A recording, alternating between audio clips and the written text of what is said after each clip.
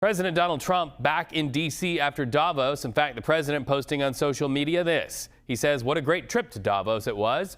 So many things accomplished, including the framework of a deal with NATO on Greenland. Also, the Board of Peace. Mr. Trump launched that so-named Board of Peace yesterday morning to oversee the construction and reconstruction of post-war Gaza.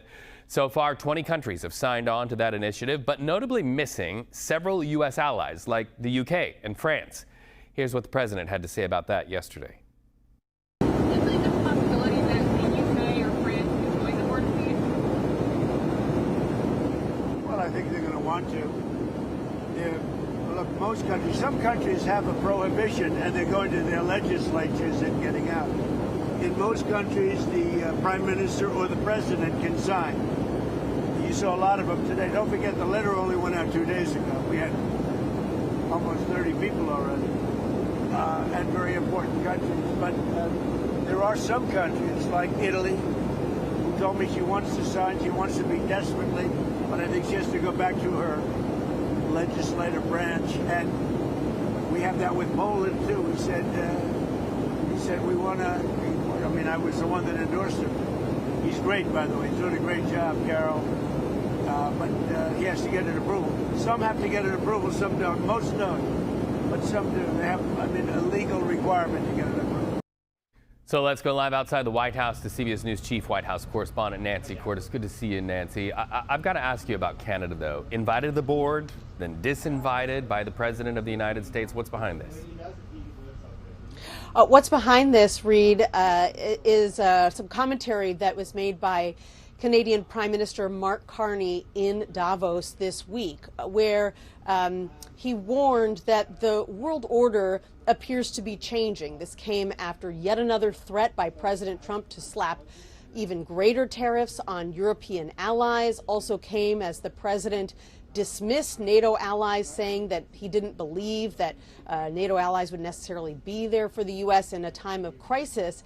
And so Carney was, measured but critical of President Trump. And clearly President Trump got wind of that, because then he issued this letter to Carney saying that Canada has been disinvited from sitting on the Board of Peace.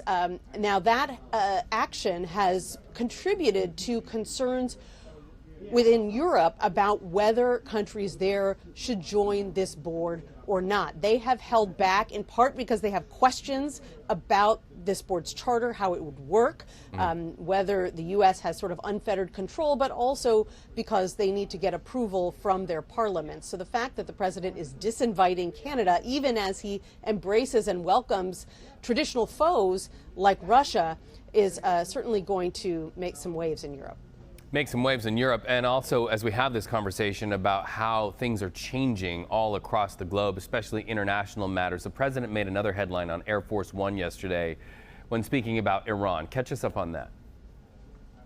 Yeah, he's back to issuing some stern warnings to Iran, where there have been mass protests and big concerns about the crackdowns on those protests, whether protesters are being killed by the government. Take a listen to what he had to say. We're watching Iran. We have a lot of ships going that direction, just in case. We have a big flotilla going in that direction, and we'll see what happens. It's a big force. We have a big force going toward Iran. I'd rather not see anything happen, but we're watching them very closely. I stopped 837 hangings on Thursday. They would have been dead. Every one of them would have been hung. And I said, if you hang those people, you're going to be hit harder than you've ever been hit.